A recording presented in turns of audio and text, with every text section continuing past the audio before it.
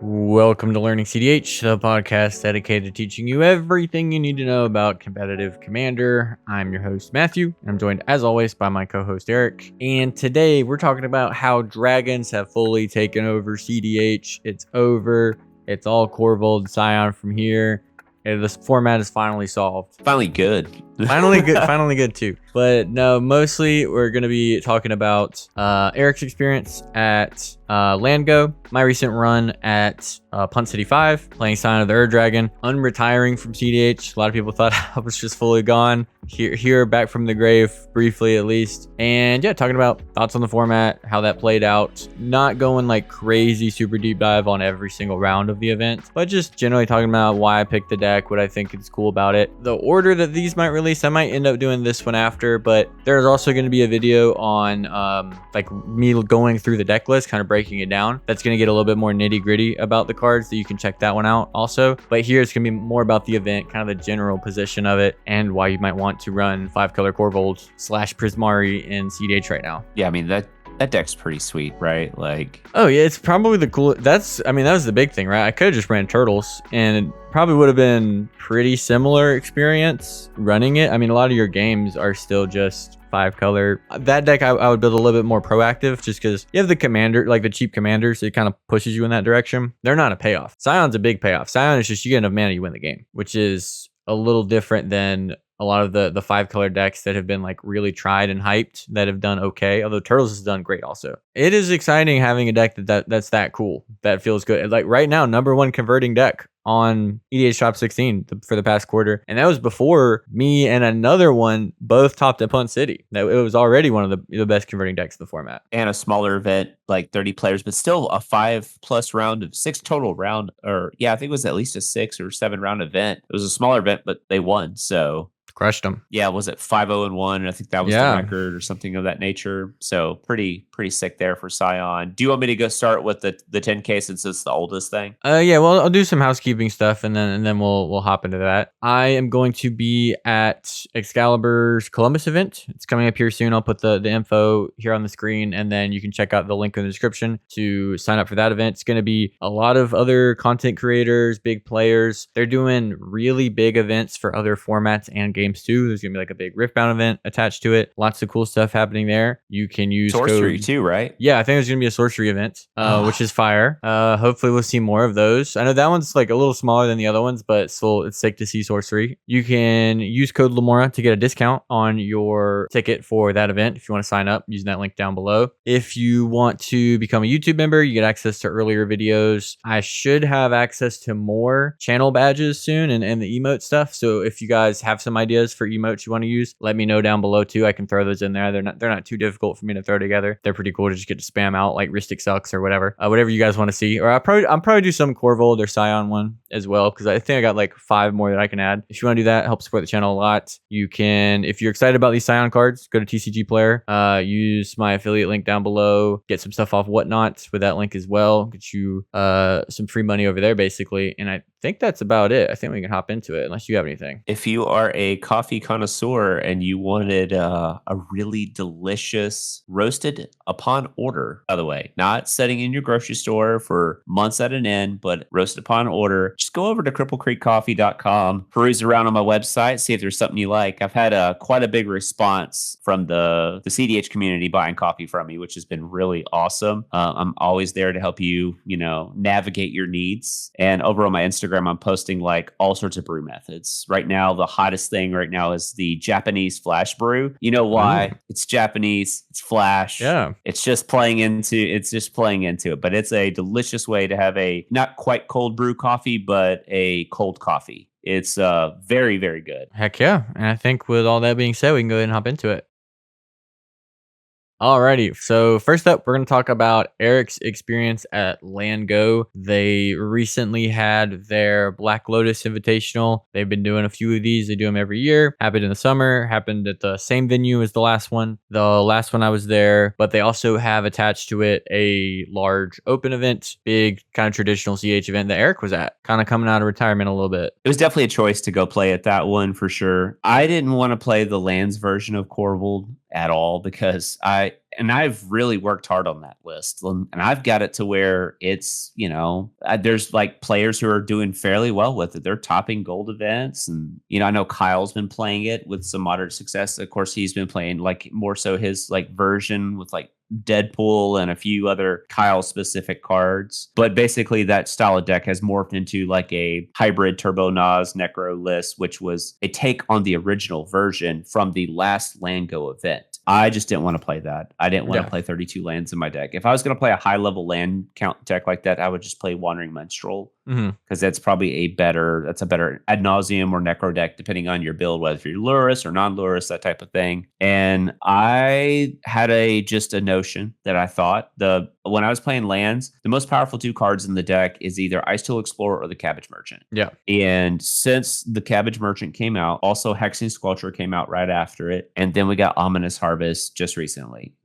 And I haven't really seen a Korvold deck that tries to play those types of cards to where the Cabbage Merchant is its kind of a primary engine, kind of like not quite to the level of Dockside Extortionist, but like if I have the opportunity to put it in a play on turn 1 or turn 2, that's what I'm going to do.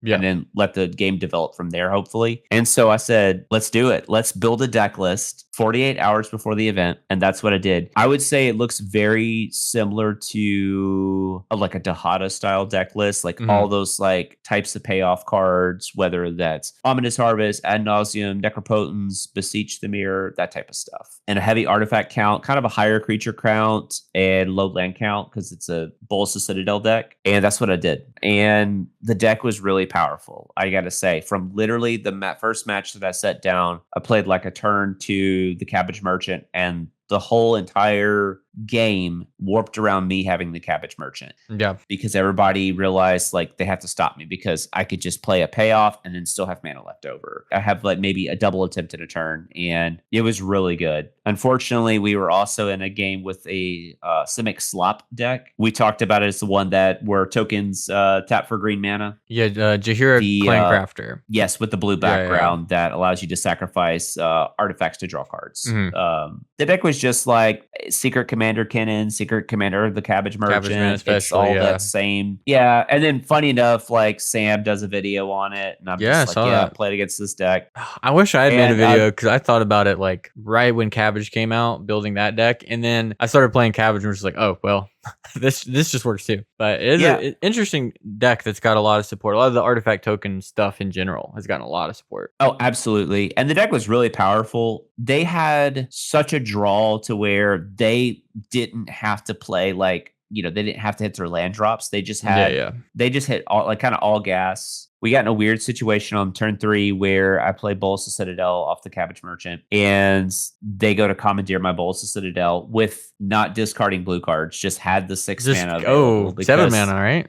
Yeah, 7. Because they also flash photography to the Cabbage Merchant. And then the Rog Thras player just fed it like crazy. And obviously both our Cabbage Merchants got fed. And then it came down to where Sisse had to stop the commandeer. And then my Bolus of Citadel resolved. And my first card off of the Bolus of Citadel was Vampiric Tutor, which basically ends the game on the spot if it resolves. And I get it. And the last card in their hand was Otawara versus like a counterspell or something like that is exactly what it was. And then that's where like I should have politicked and just been like, hey, like what's a card I can get that will prevent you from doing this? So we can like, and you can just bounce it afterwards. Like, do you want me to wipe the board? Do you want me to go get Culling Ritual, cast a Culling Ritual, which I should have just done, and then just let them bounce the Otawara and I'll let my mana pass, whatever kind of like weird deal. I just wasn't interested in like really like yapping that hard. Yeah.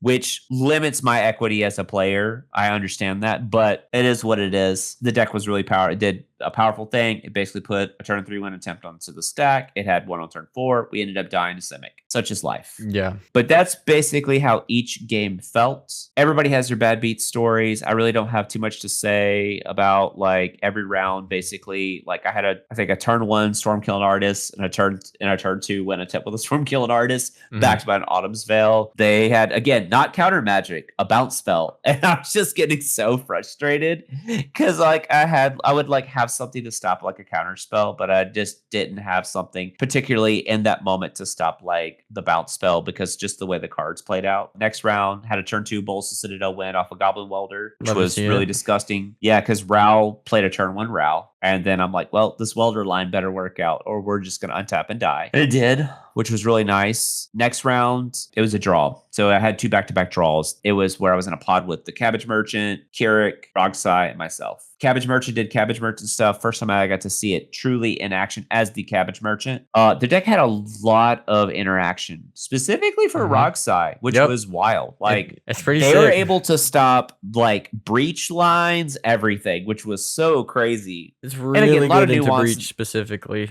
You have so much Yeah. stuff. When you're a Croson Grip, Archdruid's Charm, all of that kind of deck, you want people to try to be going for Breach. You hate to see a Thoracle. Yeah. People jamming Breaches. You feel pretty comfortable. They even had the answer to breach in a land, like some land from the Assassin's Creed set. Yeah, Sturgo Entertainment or something like that. That like yeah, gets exile something the- back from your graveyard, then exile the Exile, yeah. graveyards. And I was like, of course. But it was also mostly just the sheer amount of mana that that deck could produce. And it had the totem card where they were doing the double exchange like thing. Mhm. Keurig didn't really do anything. In fact, I actually played against Keurig back to back, or I played against 2 Keurig decks, and the other Keurig, they like fed double draw engine, which was so disgusting. And I'm like, please tell me you have at least like a defense grid. And they're like, no, I'm just gonna go for it. And I'm like, awesome. That's the classic Keurig move. No protection, just Gotta jam throw. That's what you're there for. And then the second Keurig player I played against, they were very thoughtful. They were like very much, if I go get Hoarding Broodlord, I'll specifically get this card to stop Rogs. You know, they were very cautious of not pushing into the Cabbage Merchant or a Mystic Remora. Which that game was really weird because I had a mulligan to 5, but I kept a turn 2 grinding station win. Rockside kept a no land hand, and they had Crow Mox, Mystic Remora, and I'm just like, of course that's what it was. It's so funny because if it was like, if they had a study, I would have been able to push through because it was Mana Vault, but it was not that. So it was just super funny. And then they let their Remora go, and then their runner was Ancient Tomb and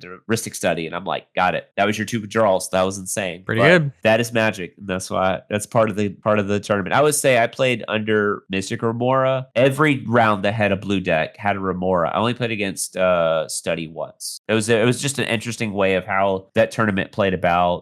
Next round played against Blue Farm Sisse, Thras Timna. Like the most like vanilla slop decks there are.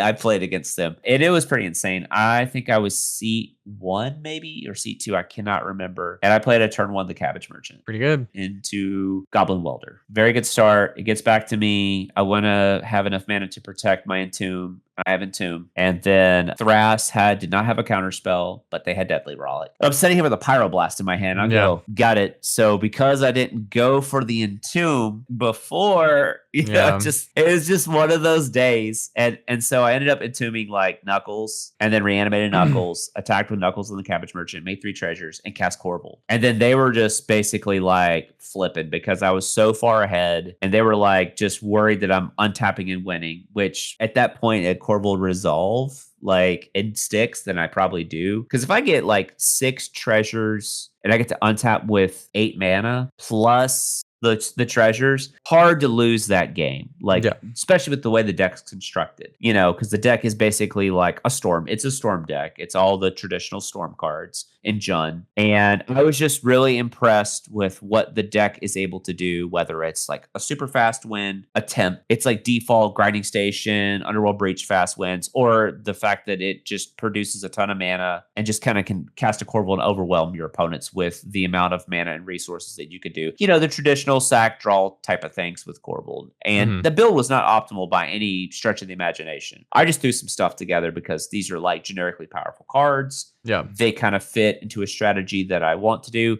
And I ran some just tech pieces, like I ran Apple of Eden because it was very good with the welders. It breaks into a lot of the slot mirror. It was a card that I was able to rip a blue farm's hand away while under a defense grid and basically steal any potential way they could interact with me when I was going through a Citadel, which it was like Dark Ritual, Beseech the Mirror, LED, like Savine's Reclamation was like their hand. I'm like, It's pretty good. Oh, and Underworld and Breach. And I was like, oh, well, I don't have to do anything now. Yeah. It So cleans it up. So that's all really. I just wanted to see what the deck is capable of. And we ended up going to a natural draw conclusion in that game because we got to a point where Blue Farm literally only kept interaction. They actively did not do anything else. They only had Remora and counter spells. Thras Timna had a very balanced draw. Ultimately, they were able to navigate into a Albora Breeze Caller line. And then Sisay was doing the classic, I don't have anything. Oh, here's a Faber or Elder. And then we're like, oh, wait, they're going to untap and win with Sisay. And I was eating like multiple pieces of interaction. Like I ate 4 pieces of interaction one turn and still was like, if I untap, I win. My Korvold got bounced. I let it go through and I kept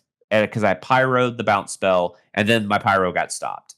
So I literally ate 4 pieces of interaction that turn. And then when I untap, I played Emergent Zone and Path after I attacked with Knuckles and stuff. And they go, why do you just recast Korvold? And I'm like, I don't have to. I have an Emergent Zone. I have like 12 mana now. It's like I'm not gonna have to play face up. And I was holding a Tainted Pack too. So we just got to a point to where like the Timna deck or the Thrasios deck they pushed, and we basically all showed him a piece of interaction effectively. Like I have a Tainted Pack, I can go get X. They have this. They have two pieces, so we basically prevented that. And it basically came to the conclusion of like we're gonna have to draw.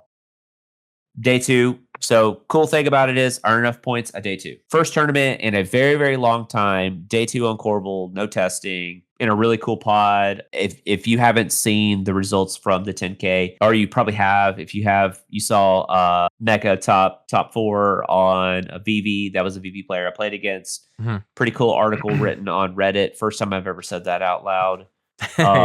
Where they just kind of go through their tournament experience and where they were like the last person of day 2, and they ended up making this awesome run. I got pretty lucky, drew a Necropotence like when it looked like we were all going to lose to the Blue Farm player, and there's the Smothering Tithe out from the other Blue Farm player. I ripped Necro, felt like it was pretty destined to win that one because they were locked under a Hope of Gearper, and I'm like, okay, I'm just going to shove because I knew the VV player is going to literally cast a wheel to get rid of Blue Farm's hand, but the other Blue Farm player has a Smothering Tithe. I don't think you can beat that. I don't think you can give Blue Farm 7 new cards and that much mana and then 21 Tithe triggers. And not lose. Like, I just don't think that's possible because it's not like the VV is going to get to like take advantage of their wheel. They're having to use all their VV mana, and they were super low in resources. Because the only and I hate to be like, well, if this didn't happen, the only reason that game is in that situation is because they had a like turn 2 is it Pyrokinesis? The pitch red spell? Yeah. Because they killed my Cabbage Merchant, Lotho, and an Esper Sentinel, which is a very, very good like hit for that. Yeah. Had a really explosive start. I think I had turn 2 the Cabbage Merchant in a fairly good seed order. Felt like, again, I looked at my hand. I'm like, this is going to run away with the game. And it's going to allow me to develop into Korvold, into other things. I don't have to necessarily use a tutor early on, but unfortunately that happened. I pushed for 25 deep with Necro because I had an Ancient Tomb and a Starting Town. So I accounted for VV being able to play. There's 2 VVs by this point because one was Mockingbird. Hit nothing, no crop rotation. And I was even looking like, okay, well, if I have the Emergent Zone in my hand, as long as I have crop rotation, I can at least go to discard, Noxious Survival it back to my deck, then crop rot it out and do the thing. With the Necro triggers of the stack, didn't hit a thing. No free mana, no guides, none of that, no Final Fortune. I agreed to beforehand. I was like, if I find a way to kill the Smothering Tithe, I will. So I besaged the Smothering Tithe, died to the VV pings. Super cool person. They were a big fan of the channel. We talked quite a bit, and I watched the rest of their games for the tournament, which I was really happy for them. Couldn't say more. It was a really overall great experience. And then that was pretty much my tournament experience. I would say overall very positive. Not like a super deep, detailed version because I really want to talk about Matt's experience, but something that a theory I wanted to try. I've never left a tournament hyped to rebuild, to work on the deck. Yeah.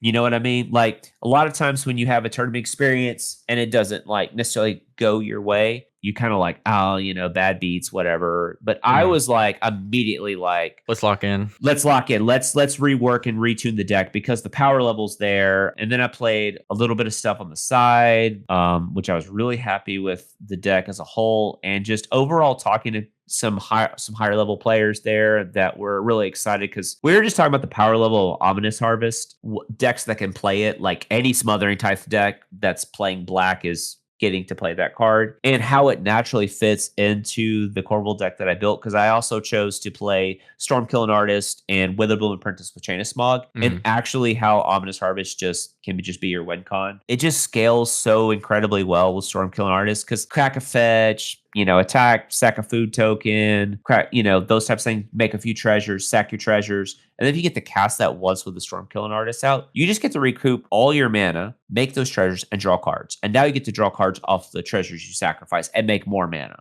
Yep. And at that point, you're going to be pretty deep into tutors, whatever you need be. And then it just made me think about the different types of creatures I would play. I was like, wow, actually, it's just a better line with Warren Soul Trader and Chatterfang, because you could do that for 20, draw 20, sack 20 treasures. So now you've drawn 40 cards, made 20 mana, just cast your Witherbloom Apprentice, and then cast that card. Yep, your Gravestorm is just through the roof. Yeah, they're just dead. And just obviously you can just stack your Magecraft triggers with your Gravestorm triggers, choosing how you want those to resolve. So if you're worried about decking yourself, you won't. You'll kill your opponent before you deck yourself because they'll just die due to all the Magecraft triggers. And it just naturally fit into the deck. And I just thought that was a neat way to reapproach a Korvold as a commander. Mostly too, I just wanted the deck to function without Korvold.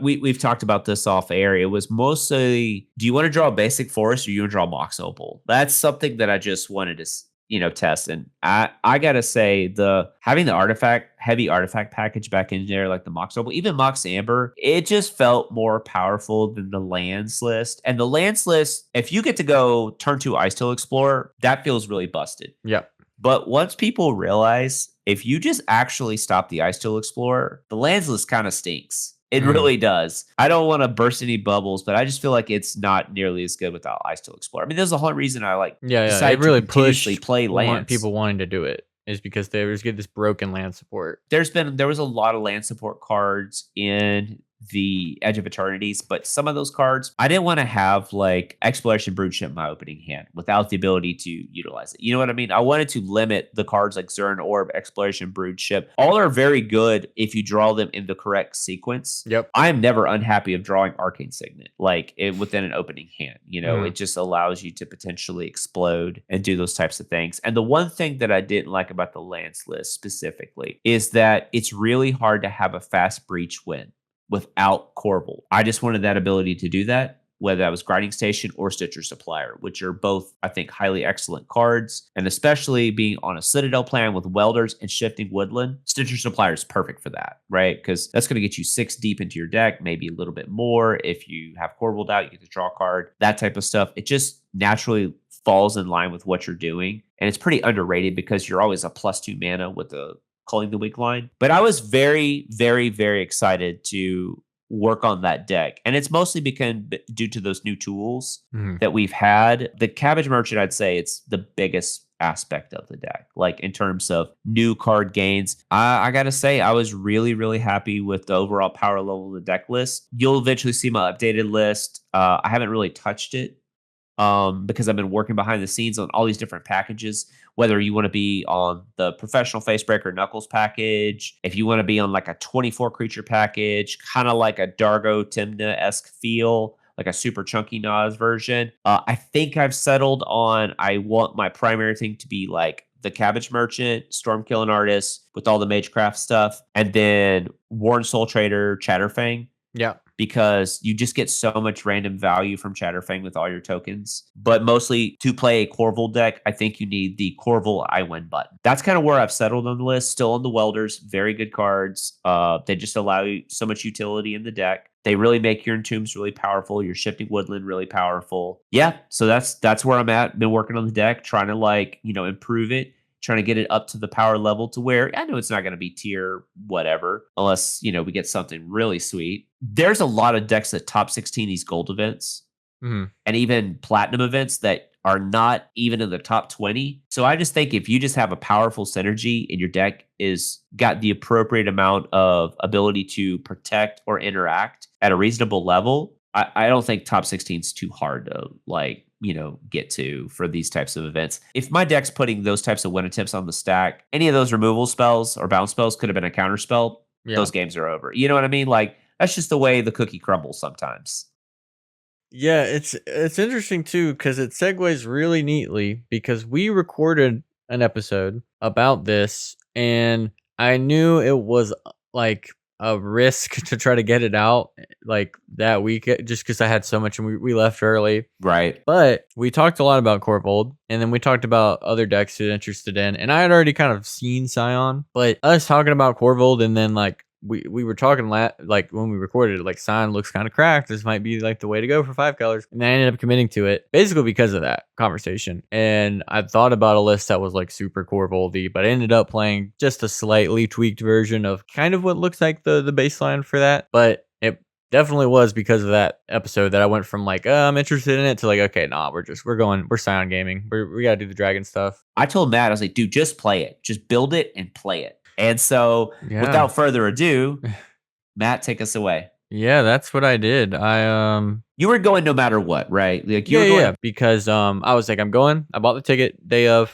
I think it also sold out that day. And my friend Justin was like, "Hey, I have the weekend. I'm going to it also. I got a van. I'm driving up there. Anybody that wants to hop in the van, free to come along." And I was like, "All right, that's gonna suck, but that's it's a lot cheaper than Still those pretty flights. sweet. The flights were rough. I was committed, but I also was just like a little bit before I recorded that video, I just already decided I'm not playing cEDH until I get up there. I think Right. I'm taking the time off. Even when I had taken like kind of format breaks or content breaks before, I hadn't taken breaks where I'm like, I'm not going to local, or like I would show up to the locals and I'm like, I'll play casual, we'll play two-headed giant, I'll play something else. But I'm fully taking a break from cEDH until I got there Thursday. That was my first games on the deck. So I guess I played like 2 games, maybe 3. I know we played 2 games Thursday night. I don't know if we played Friday. And then went into the event. More chill because it's 5-color good stuff deck. If you haven't watched the video where I break it down, I would compare it. It's a bit between like an Asika and a Kinrith, where you have elements where you have the fast close out the wind Grixis stuff, at least with the list I played, where I have Dark Writ Necro starts, those flash winds. You have the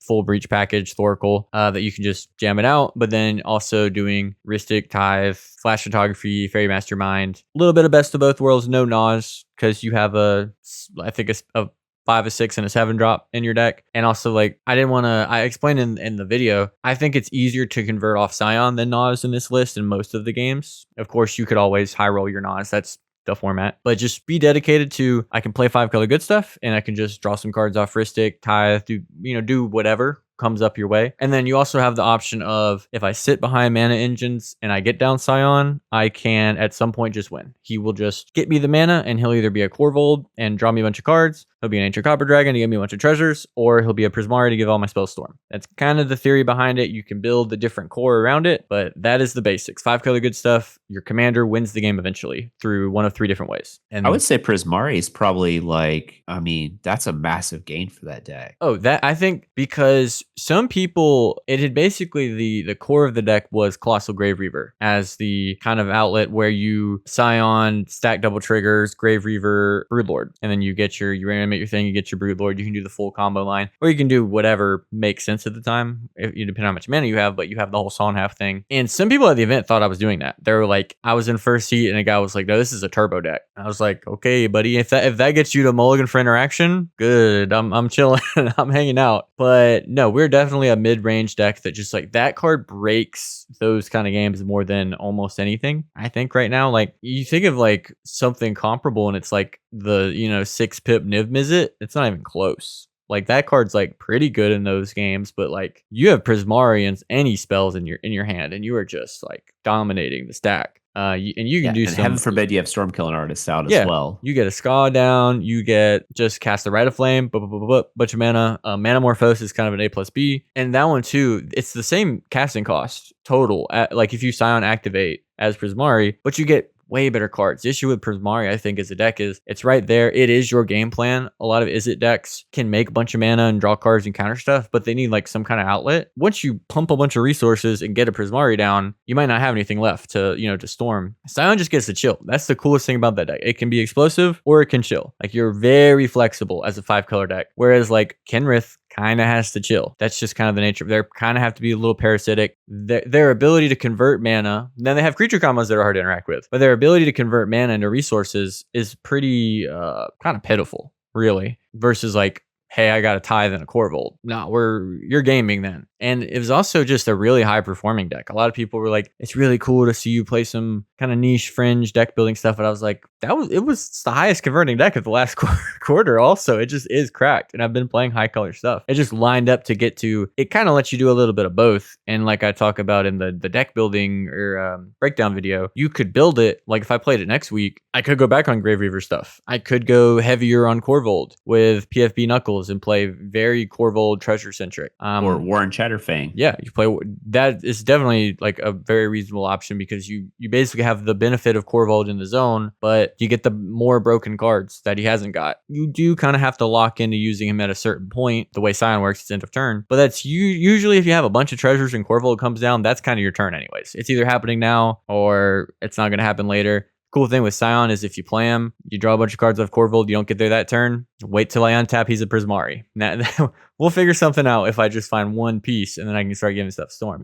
So it's very exciting, interesting deck to build around. Also, what's interesting is that like Korvold, Ancient Copper Dragon specifically, those are very castable cards. Yep, which I've done. The deck. And when you get to do that, then we definitely know what you're getting. It's definitely Prismari, right? Yeah. But that's the thing that's fascinating about the deck is like, I guess the 5-color decks in general, that you get to basically have all the good stuff, colors. And then choosing your 5-color commander determines like a few slots in your deck. Like you might have a couple of slots in the Turtles deck that like Polywog Prodigy and Cutzel are two very interesting cards specifically in that deck. And we've seen all the other random 5-color decks like Terra. Terra was like kind of hot for a little bit. There's various versions of Terra that are like really low creature count that are basically kind of all in on Terra that still runs like stuff like Flare Duplication, Dragon's Rage Chandler. I saw Najeela pop up back over the weekend, back to the 5-color like Turbo Nas, Najeela decks, running like Knuckles, PFB, that type of stuff, which, like the floor to that deck is still pretty solid.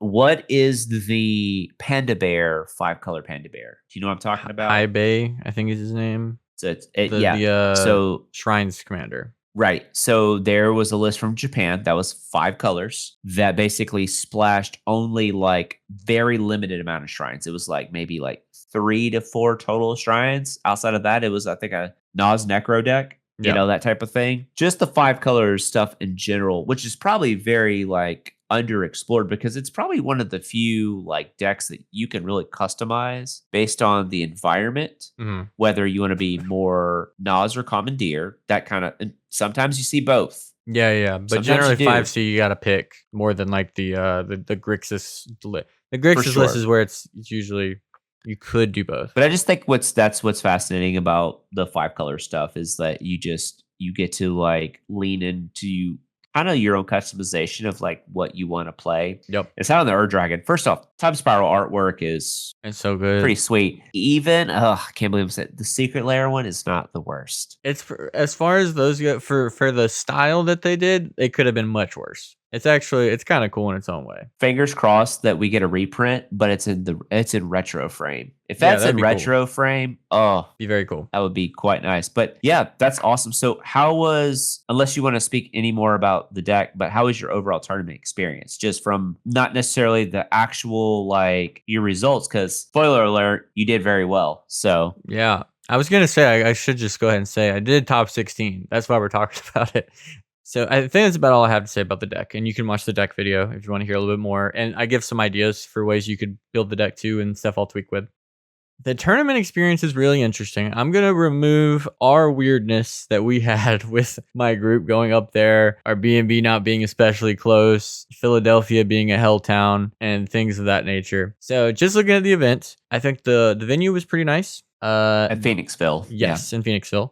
They struggled to keep day one. They really struggled to keep up with the air. That was a big, especially I said they should have flipped it because the top tables, it was very hot and it was cool on the other side. They should have flipped it so that if you're losing, you really want to win your way out of the heat. but it was getting real intense being at the top tables as hot as it was all day. But eventually we closed the shades and it helped a lot because there's tons of sunlight coming in. It might sound like nitpicky. It was enough to where it was a topic of conversation constantly. It was pretty warm. That was just the weather. Then it rained and it got a lot chiller day 2. The setup was sick. Vending was pretty good. I did get to go. There's a Japanese vendor. Mox Flips. Yes, Mox Flips. I got to get my Ancient Copper Dragon after I topped the event. I grabbed a couple cards I needed, I got a full art JP foil Tithe. I finally grabbed a Lotha.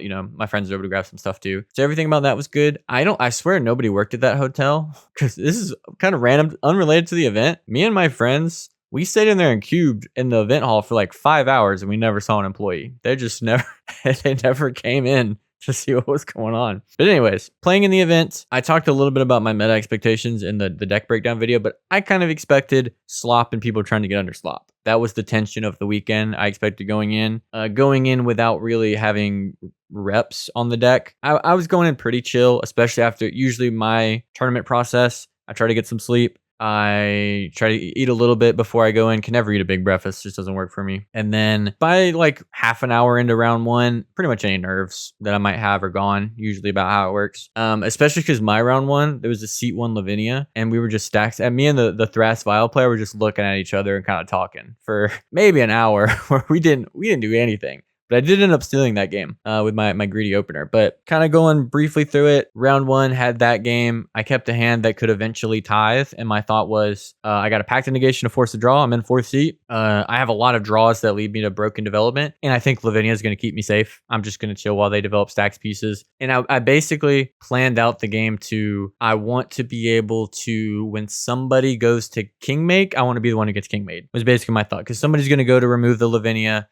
Basically what happened, Anala goes to remove Stony Silence so they can Technomancer loop, and I already have like 15 treasures and a Fairy Mastermind. That's the spot I was like setting my gameplay up to be in, you know? And so Counterspell War happens. I get to, Thras Vial gets to untap with Stony Silence gone, Grafdigger's Cage gone, go for a Culling Ritual, fight starts there. I get my second Tithe down to Flash Photography, start activating Mastermind, and so I get a Born, flash in Korvold just to really speed up the Fairy Mastermind thing, and then am able to present like Breach through Lavinia. I don't even have to worry about removing stuff and can just do the thing. We shake hands. Very chill game. It did go down to time. Round 2 was a loss.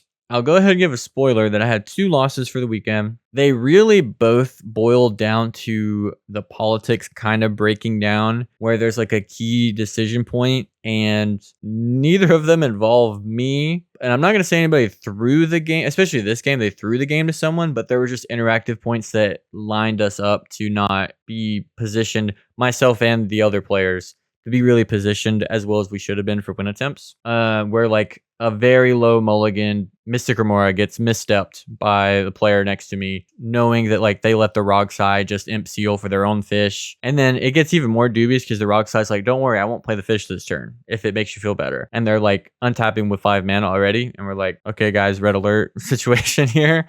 They do the Nas in response to like a draw, or they do Nas in response to wheel. And then that ends up playing out. Doesn't go well. Kind of really felt bad because they wheeled, drew no gas to win there, and so they just let the wheel happen and hope to draw Breach, and they drew Breach. They untapped, had Breach in their hand. I actually flashed in. So I had Scion win if I get it my turn. I just had Scion in play with a Tithe, some other mana engine. Maybe it's a Lotho. Easy win on my turn. But I flashed in Floodcaller, Rock, Remora in response to the Breach, and was just like, all right, let's see if we can fight through it. But they had like 30 plus cards in yard already. I just couldn't really do it. So that game didn't go that well. I win the next round with traditional good stuff hand. I top deck Esper, already had a hand that was setting up engines and mana, but I just like draw runner, Esper Lotho, just curve that out, get to go to my turn and like have a bunch of resources, fight against the table. And I feel like really confident beating the table because I had a lot of mana and I led on Squelcher into Voice of Victory, and they had to like scramble, get rid of the Squelcher, then they have to counter the Voice of Victory. Then they were left kind of screwed when the second Squelcher just, he comes back down, and then there's an uncounterable silence on the stack. Kind of cleaned it up from there. There was a lot of back and forth. They tried to burn me out with V Eevee off of missed lost card flips. What's the plan? But they just didn't have enough resources to do it, so that didn't quite get there. And then next round we kind of forced a draw in a big game where me and the farm player are both kind of wanting draws. Would have naturally happened. We just speed up the process where I'm like, hey dude, I have a bunch of mana. I can go silence creature Final Fortune, and the farm player can back me up. Let's all just take the draw here, because if we don't, we're gonna sit here till time and still draw. Just one of those Ragashai. Like in that game, Ragashai's seat 1, he doesn't do anything turn 2. So I intuition him for Ristic Study, knowing he's gonna give it to me because he has I'm like, you have copy enchantment in your hand. And then he does. The farm player's like, you're gonna give him Ristic? And I was like, what do you this deck wants as many of these things in play for everybody. Of course he's gonna give it to me. And then that went out how I drew it. I also made a deal with the Turbo Turtles player because he gnaws in response to my second draw engine. I gave him the 10 CMC you can get off of it because it's already a big game. I was like, there's no way he's pushing through all this anyways. And if he does, I have double draw engine. Cool. And I thought of the deal too after that, because he did that and then he countered my Sevarag on Fish. And I was like, what if I gave you the same deal? Afterwards, I was like, what if I gave you the 10 CMC deal where I reveal my cards off of Fish to you and I stop at 10 CMC? And he was like, that's kind of goofy, but I probably would have taken it. And I was like, dang it. Should have thought of that. I'll have to pull that one out next time. Start giving people those Nas packs. Despite what people think about Universes Beyond, it gives us great names for decks like Turbo Turtles. Oh, I love it. Yeah, I love Turbo Turtles. And he also said, so many people disagree with me about Nick Fury being good. He told me, I'm switching to Nick Fury immediately. It's like, of course. It's insane. 1 mana commander. People, oh, it's white. What if I don't want to do it turn 1? You don't have to do it turn 1. You get to do it turn 1. That's the benefit. You get to have a 1 mana commander you weave into your turns. It's busted. I just feel like it just killed Yoshimaru. Oh yeah, people are like, oh, but Yoshi sucks. Yeah, you've never had 5-color Yoshi. You haven't had Grixis Yoshi. Where they really get to take advantage of it. Yoshi sucks because you're used to comparing Yoshi Thras to Rogthras, and your 0 mana creature in your Cradle deck infinitely better than Yoshimaru in your green based Cradle deck. He's difficult to weave into when you're a Mardu based or blue farm centric Nick Fury list. Completely different story. You're used to leaning on Espers, Lothos, stuff like that, where you're fetching white early. You don't have to build around green. Kind of sidetracked, but I don't know why people. I'm Mr. Cards. Just listen to me, guys. I talked to Eric a little bit about my round 5. There's a very strange kind of deal here where most of the vibe in my games had been pretty good. I've noticed people, I think, were a little surprised to see me at the event after my last video.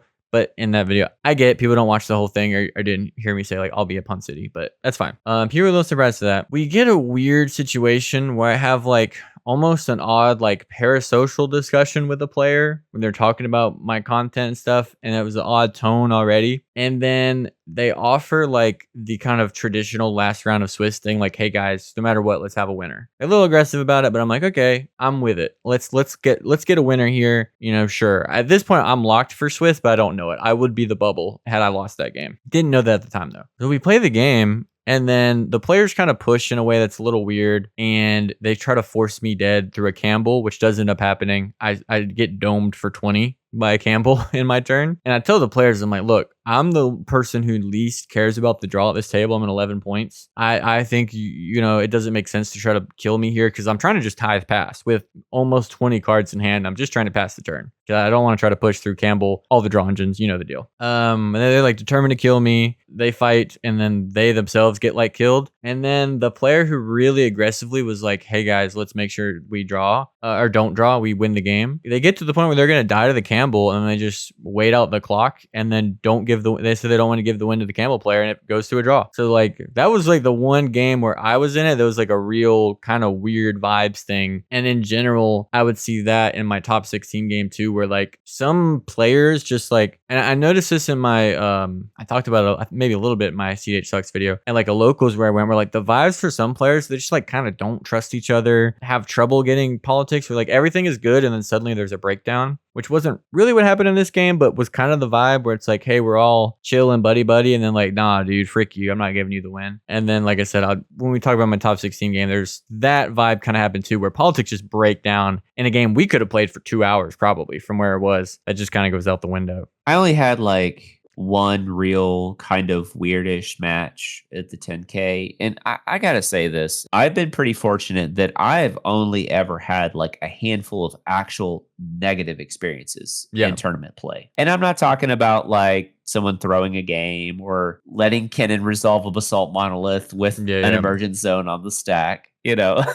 Knowing that they're just gonna kill us with known cards in hand in the past 3 years, 3 plus years, maybe like a handful of times. I'll say less than 5. Maybe it was a little bit more, maybe it's a little bit less. But like, I really don't tolerate it. Like, I'm just kind of like a no nonsense gunslinger kind of guy, so I don't really tolerate that type of stuff. So I just don't think my opponents push that as much towards me. So I only had like one ish weird experience at the 10K, and I already told you about it. Actually, in the video that we didn't drop, it was more so like this person was just yapping as soon as we sat down. They just feel like they have to make a comment about every little thing in the game, whether it's a fetch land or a lot of pregame talk, and kind of fill the air. They were definitely all the Naruto fillers that you could possibly ever want. They had plenty of filler for everybody. So it's a social game. You could do that, but at some point you kind of need to read the room and just being like, I don't need to know if you think Wan Tong thinks that shirt fits that card. Like just stuff like that, just stuff that's kind of like off the wall. And, you know, it could be like a social thing. It could be just their personality traits and all that type of stuff. But then they would mix in a lot of like politicking in between that. So they were very good at the sky is blue. Yeah, but like blah, blah, blah, blah, blah, blah. And I'm just like, and they're just eating the time up. That was just kind of like more so just irritating than anything. But, and I guess that wasn't like a super negative thing, but outside of that, like I really just don't experience a ton of that type of stuff. I see it more than anything. And, you know, players that, whether in leagues or discords or whatever, and they experience that type of stuff in gameplay and, you know, like cheaters. And, you know, there was a cheater at the 10K apparently that also got I heard about the tournament. I've been very fortunate in my time in playing cEDH. I've had way more negative experiences playing 60 card formats by a tremendous amount than I ever have cEDH. So maybe that's just, I'm very privileged to experience that type of more positive feedback. I also think the more positivity that you put into the community, the more you receive back. So I guess from there, we'll go into the top 16 game. The vibes are a little weird in that one too, but it's pretty normal when we start the game. It's just kind of like some of the pregame stuff after we, you know, like we show. It's a second day. I try to get some good sleep. I think I mostly succeeded. I felt pretty chill. I would say for the whole weekend, I felt like I was firing at like probably 70 to 80%, where I wasn't like the most locked in I've been, but I was pretty chill. Friday night, I got a horrible migraine on the towards the end of us just hanging out at the venue and then heading back to the B&B, and it was so bad I thought like I might not play Saturday, like I might just hang out, but that cleared, and then I was good for the rest of the weekend. Basically from that point on I was good. I had my sunglasses on as much as I could, electrolytes, trying to hydrate as much as I can. Sometimes you do it and you still get got. Most thankfully for Saturday, Sunday I was good. But yeah, try to get some sleep. Come in Sunday, we do our game. Starts off a little weird, but it's fine. And then we start playing. I kept a very conservative hand because in these kind of pods, Rogthrast, myself, Kennen, and then Sisse, I'm not trying to win super fast. And I'm not expecting fast wins. So I keep a hand that just can get me to a draw engine. A little bit of equity on like it. My hand is a lot of lands and like Enlightened Tutor, Ancient Copper Dragon. Those are the relevant spells. And I'm chill with that. Somebody in the pod asked me like, hey, why'd you keep that? And I was just like, I know you guys aren't winning. And I know I did this too, where I Enlightened Tutor for Ristic. I go to Ristic. The Kennen goes to interact with it. And this is where politics start to break down immediately, not between the Ristic study player, myself, and Kennen, but with the Rogthrast is like sitting there like while the Kennen is thinking and is like, they have a Mystic Remora down and they're like, oh, you're just going to force the Vigor when this enters the battlefield. Well, if you're going to force the Vigor, I'm going to fight over it. And I'm just like, what are you talking about, bro? Let's just let this resolve. Let's just hang out. And then the Kennen was like, well, talking to the Rogthrast, he's like, can you show me some information? He was like, no, I don't want to give you information. I was like, here you go, bro. I hand him 2 lands of Ancient Copper Dragon. That's my hand. I was like, there you go. What do you think about that? And he's like, yeah, your Ristic's good. I was like, sweet. Pass the turn. Are we chill now?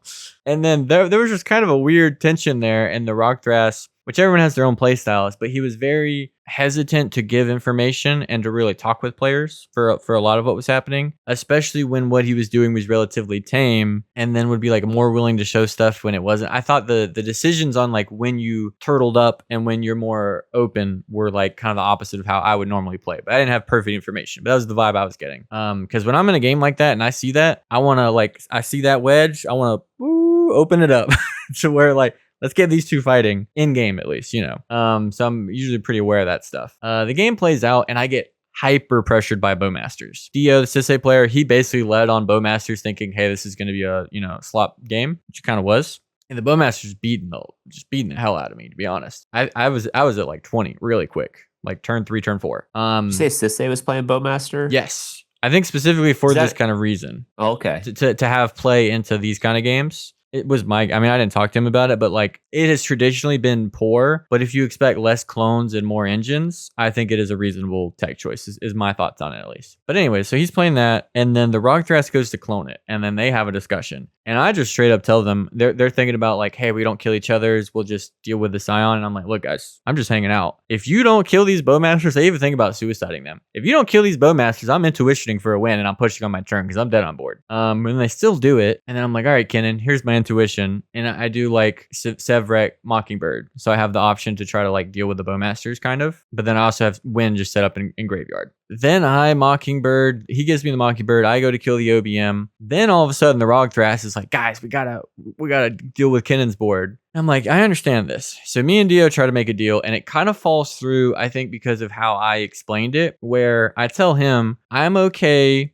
Like, we don't kill each other's Bowmasters, but I can't make a deal about dealing with Kennen if you're going to ping me. Like, I can't make a deal where I don't secure that I live, because as it is, these Bowmasters will just kill me. And so basically the deal I try to make is like, you're good to ping Kennen, like anybody else's stuff, and you're good to attack me with the Orc. I just want to chump block. And I don't think I expressed that well enough, because I told him after the game, he's like, I thought you didn't want me to attack you. And I was like, no, I'm good to chump block every turn. That's fine. I just didn't want like a fight over the Orc and then you try to combo me out, because I didn't feel like I was in position to do that. So we have a little bit of a failure there, and the Bowmasters get killed, which is not what I wanted. They kill each other. And then Kennen's able to kind of develop. Goes poorly for us, but whatever. Turn kind of goes around. I also get a Tithe down. I have Tithe Ristic. The Kennen clones the Tithe. Things start like really heating up on, which again, the Kennen goes to clone the Tithe, and the Rockdrass has shown me a Force of Will and doesn't use it there. So I'm like, okay, this guy's just hanging out, I guess. Dio goes to his turn. Check out the sweet Force of Will. I'm not going to use it. No, and then he does that, and then he's like, somebody puts a creature on the stack, and then the Rockdrass is like, well, I don't have anything to do with the creature. And I was like, just looking back and forth. I was like, well, I didn't want to say he had Force of Will. I was like, well,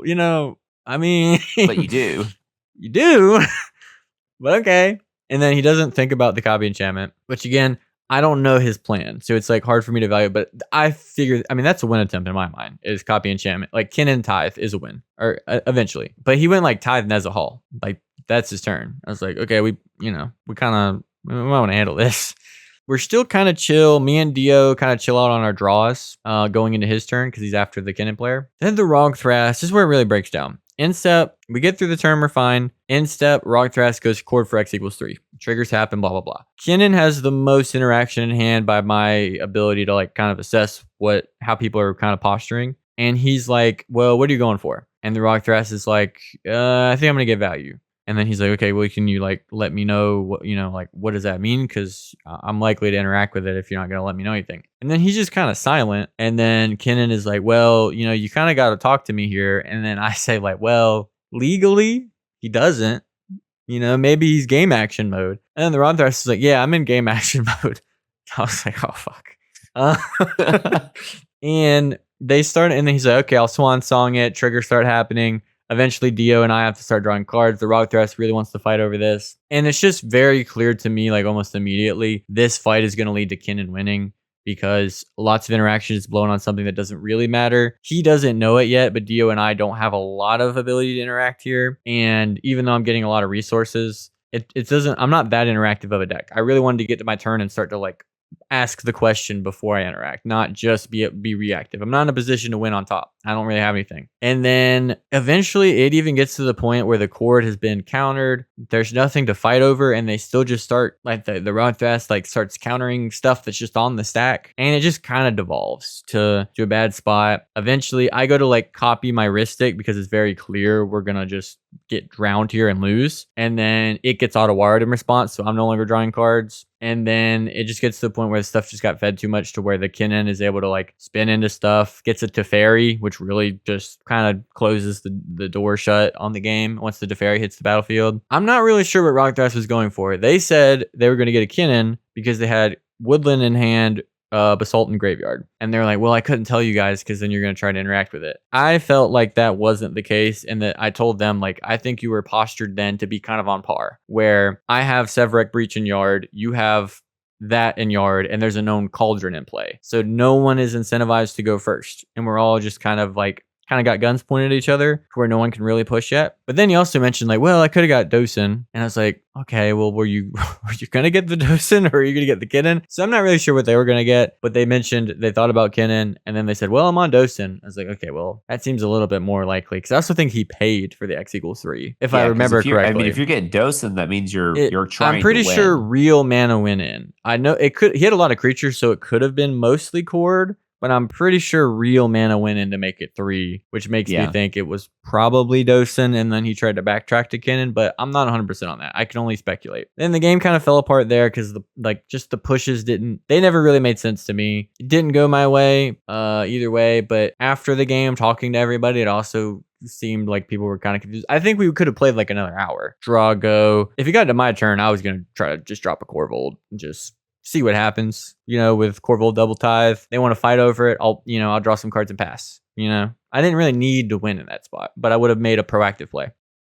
It's just funny hearing from a perspective of everybody playing blue and having draw engines and all that stuff. And I'm over here like, needed to make like 2 treasures and I can win the game here. It's super funny just hearing like those types of games, and I'm just very seldom in those games, mostly based on the nature of the deck I play. Yeah, you're never gonna force those games to happen, kind of by design of your list. So like, you're gonna see less of them than a deck which I wouldn't say Scion tries to force it, but I would prefer a big game than a small game generally, because I'm not usually favored there. And just any deck that gets the fallback on double blue draw engine plus Smothering Tithe. You're a Flash Photography deck. Tithe Fairy. I will say some of the changes I made to the list was the list I copied. I believe their name is Asa. They weren't on. I'm pretty sure they were not on Fairy Mastermind, which is slam dunk amazing card for me. I could not imagine not running that card. I don't know what they're going for, but I knew going into this event, I'm a Flash Photography Smothering Tithe deck. There's no shot I'm not running Fairy Mastermind. He was goated. In terms of like how I felt having about the run at the event, I'll just go ahead and throw it out there. If I don't win, I hate it. If I don't win the event, I'm not happy. Just to honestly put it in perspective for like, cause I had friends who would be like, man, I just want to get my first top 16. And I was like, dude, whenever I top 16, I'm just thinking like, why didn't I win that game? When I top 4 at Niagara, I was like, why didn't I win that game? And I don't know that it's a healthy mentality, but that sure was my thoughts afterward. And it is cool, because I got to chill after I topped. I'm like, I get to kind of relax. I'm like, I made it. I don't need to do better. Like, I kind of already got to do my thing. That's a success for most people. But my mentality is just like, man, I want to win every game. I want to win every game I'm in, which helps probably. Me and you have talked about like, you don't win unwinnable games unless you're determined to win. Like having that mindset of just like, instead of like, oh, I've already lost this game, of like, well, how do I win from here? How do I win from here? And I mean, I have that all the time. And it helps me win a lot of games that a lot of people might not really be like trying to figure out, well, what do I do from here? But it also, from a more like, I guess, player mentality thing, can make it like less satisfying to have a successful result that's not the successful result. But obviously it was still really cool to like show up and do well and get to play it on a very cool deck. I already have some ideas for tweaks I want to do. It's got me more interested in the format. I just have to have something I want to work on really to like stay engaged with it, I think, and just have ideas for the format. And that's a commander that I think is gonna get some popularity probably, after those good results and already doing well, but I still think has a lot of different directions you can go. And it's a really cool deck to have be your main deck because, like I mentioned, you can just swap it back and forth. Like this week, I'm on, Niv Mizzet in there, or I'm on Colossal Grave Reaver, or I'm on Teval, or whatever you want to do. I was pretty happy with the result, but then also I want to win every game in every tournament. So that's kind of where I'm at with that. I think there's a fine balance for everybody in cEDH and just Magic in general. It's like, where are you at in your Magic stage of competitive play? Are you in a developmental stage? Are you still, I mean, every stage should be the ability to try to learn, right? Yeah. Like you should be trying to obviously learn from your wins and your losses. I really hate when I hear, oh, well, I don't really learn a lot from my wins. You hear this a lot in sports. It's always like the top level people who don't lose a lot that say, I always win, learn the most from my losses, aka Tom Brady. And I'm like, well, I mean, you win a lot, you won a lot. So I can see it more in card games because sometimes you win, you're just like, I didn't do anything. Like I high rolled. But for a full tournament, there's definitely things to learn from a win. Yeah, there's thoughts to learn. And it's really just process driven. Like, there's I spoke a little bit more this last tournament, and typically Korvold's not a deck that gets, when you look at a particular player and you look up their deck, and then you see, let's say they're playing like a turbo deck that's more Rakdos based, but they have a lot of draws on the record. There's a reason for that. It's not because the deck's getting the draws. It's because the player is helping assist to get those draws. And that is not necessarily a negative thing. If that increases their equity to get that top 16 spot versus a deck that, if you're playing it more of a just play your spells, then you don't have that ability to do that. That's probably that's a flaw in my game, because I also just really hate hearing myself talk like in tournament games. Like it's weird because I do a podcast, but this is about as public as I am. I don't know. I think people, they lose sight of the process because everybody's trying to grind and get that equity and get the recognition and be a micro celebrity and all this other stuff. And it was so funny. I mean, I haven't been active in the tournament scene hardly at all. Man, I engaged with a ton of people. And most of the questions were about Lucas, the farm, the business, and just like life in general, like more life stuff than Magic. I got a couple of questions about like Korvold and, well, like, do you think Korvold's really like good? And anyone who's ever watched an episode, I have only ever thought Korvold was a top 10 deck one time in the history of the show. And that was the summer of 2024 when it was a top 10 deck statistically. Yeah.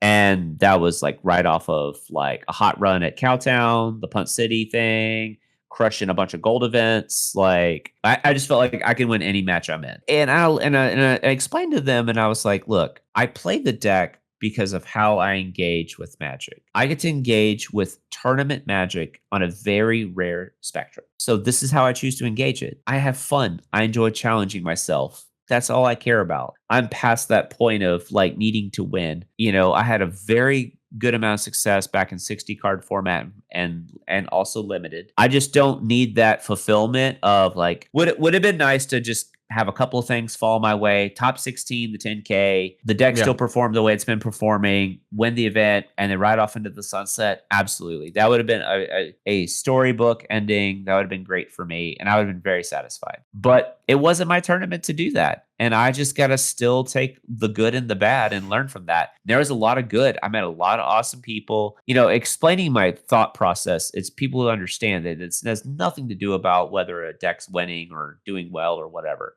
It's more so just about me as a person and how I process the game and how I personally like to enjoy the game. And what did I tell you? I was like, man, dude, just play Scion. That deck is sweet. I just think if you just have a good, healthy outlook on it and get to play something that you love and enjoy the game, and some people just love winning, and there's nothing wrong with that. And then when they don't win, they're horrible to be around because some people just can't handle it. I think it just determines on how you want to handle yourself. I think I don't really come up to that issue generally. The thing for me, I think for a while, I knew I was better than the results I had. And then I get good results and I'm like, cool. That's good. I feel that way that like if I play right, I can win any game. And so like it isn't really like beating myself up over it or getting really like being a jerk about it. It's just like, well, what could I have done here? What could I have done here? And I just really Sure. like it sticks with me. Like, how could I win this? Why? And also thinking about like who was supposed to win that game based on how it played out. How do I steal that game from that player? Just really trying to like set yourself up to like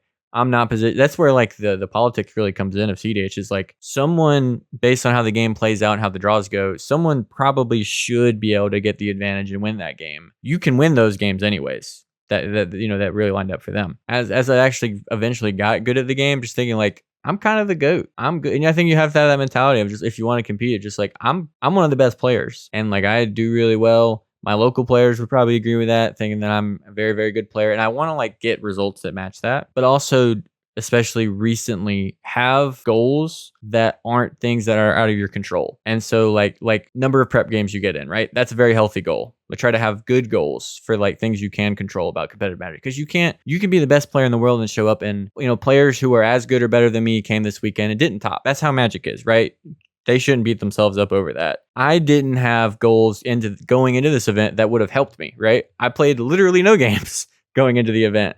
If I had goals that were things I could control, maybe I would have, performed a little better or been at least more aware of like, how do I avoid this situation where politics break down between other players? Because that affects you too. You can't just say, well, they threw and someone else won. You have a voice at the table way more than you arguably should. It's not something I talk about a lot, but I did want to because that is part of the tournament experience of like, if you have an event and it doesn't go your way, for some people that sucks. That ruins their whole week, and that isn't what happened here. But I wanted to talk about that at least a bit because it is like, there's a lot of tournament players who watch this who might think that their experience isn't something that like I have or other big players have. But like you can get close and it really just like, let you let that beat you up a little bit. Grab out like I went to a local event where I didn't top. I'll tell you, that was the first sub 100 player event I've been to where I didn't top in like 3 years. I was very unhappy after not topping that event. Should I let myself get to that spot? Maybe not, but like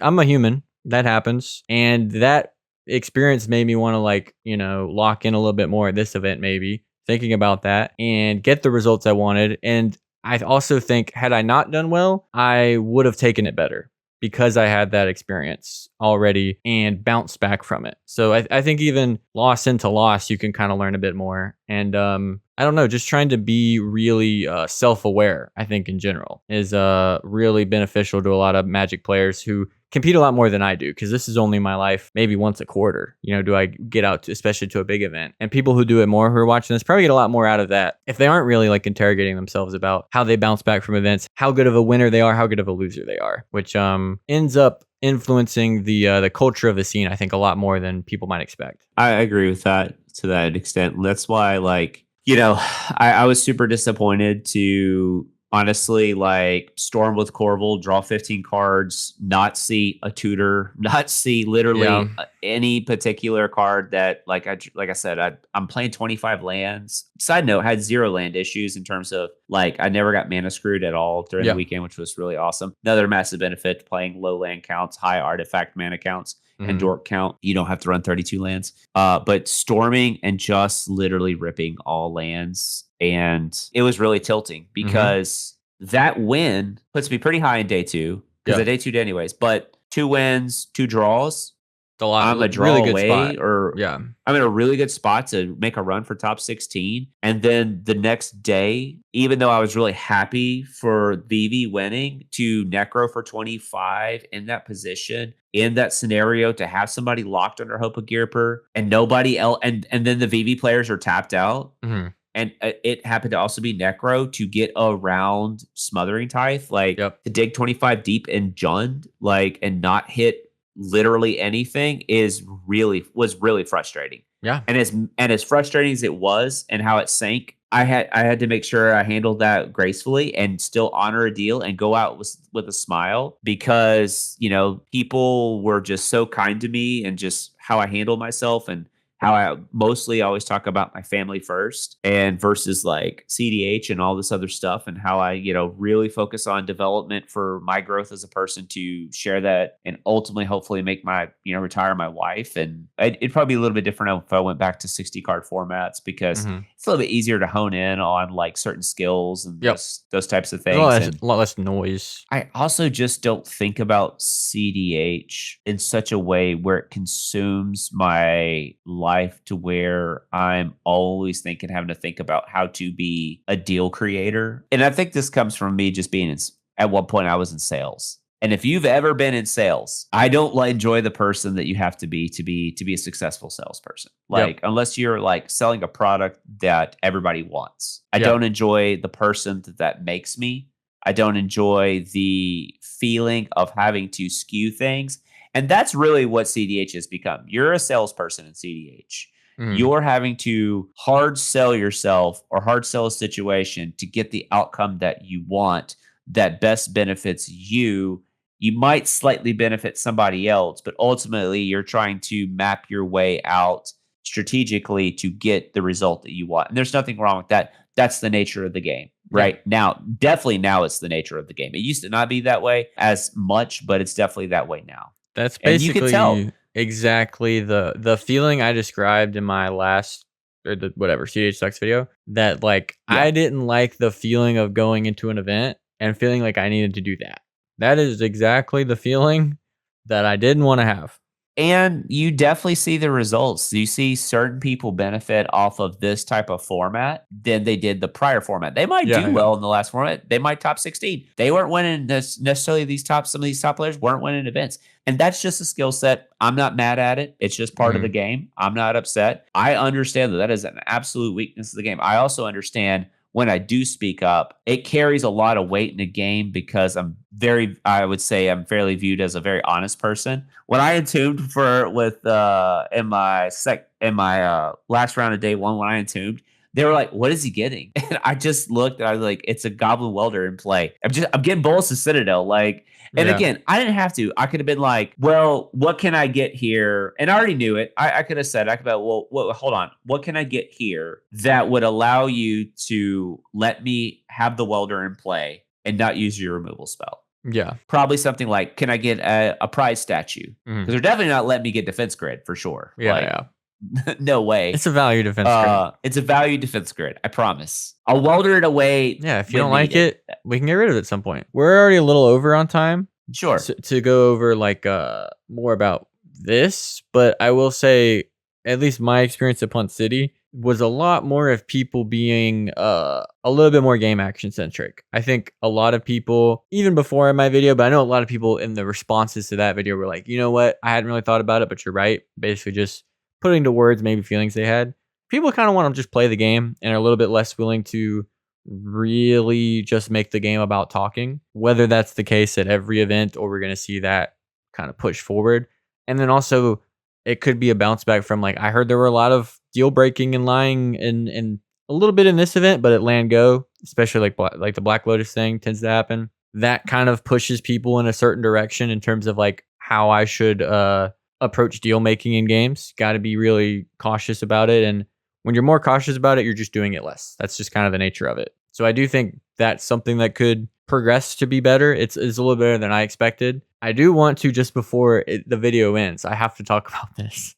And I'm not going to give any details because it's not my details to give. I was very serious in my tweet when I said that I saw a couple that broke up over cEDH politics at that event.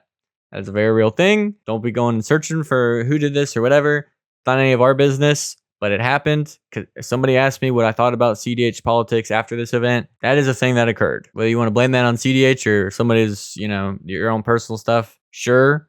But just to put that out there, to engage in the game in a healthy way, whatever game it is, like couples can get worked up over everything. Or anything rather. That happens to like friendships too. I've definitely heard that people in cEDH, they get lied to or they get like misled in events. It's not a great thing to do. Be mindful of that when you're playing your games. Probably don't do that. Don't strain your real relationships. It's not worth the like quarter of a dual land that of EV that it might give you in your game. It's definitely not worth it. As No. somebody who's has a life outside of cEDH, it is not negative. Also, don't bring those negative feelings home. It's not worth it either. Leave that stuff. Like, don't bring your negative term results. Like my wife, I'm not gonna like, oh yeah, I didn't do that. Like it's like, oh yeah, I had a great time.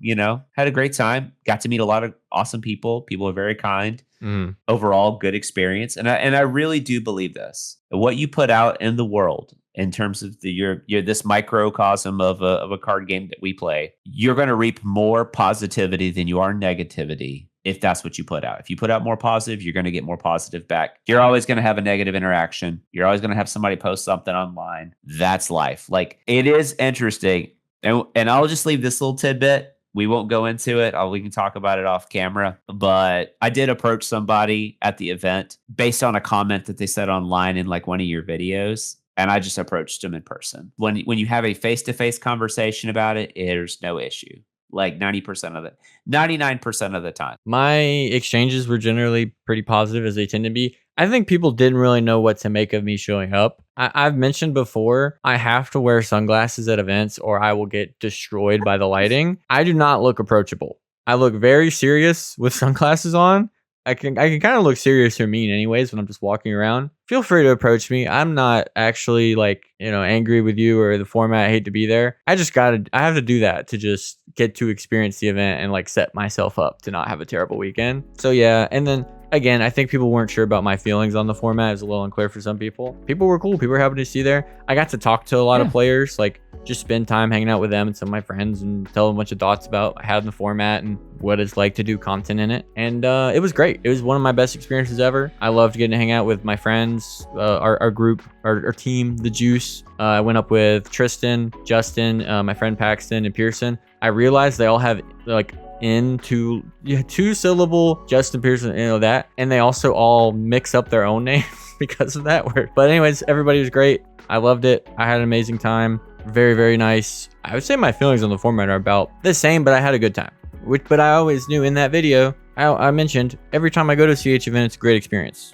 It's very rare that you show up in person and play the games and you come away feeling really discouraged or bummed out about how the format is, or just what you're doing when you're hanging out with people with similar interests. I think with that, we're already a good bit over, so I'm gonna have to cut it short here. Wrap it up. Let me know down below what you think about Scion or Korvold or any other cool cEDH dragon that maybe you're experimenting with. Let me know if you do play Scion, what you think about it, or Korvold. But especially if you play Scion and you find a really cool other dragon you like building around with, you find a synergy, let me know, because that one's a lot more underexplored, I think, still. I told Eric, I'm just hoping for Flash Enabler Dragon. I'm hoping for Valley Dragon Caller in one of these sets. That I think that would actually break that deck wide open. That would be really busted. But with all that being said, thanks so much for watching, and as always, go play cEDH. Have a good one, everybody. Peace.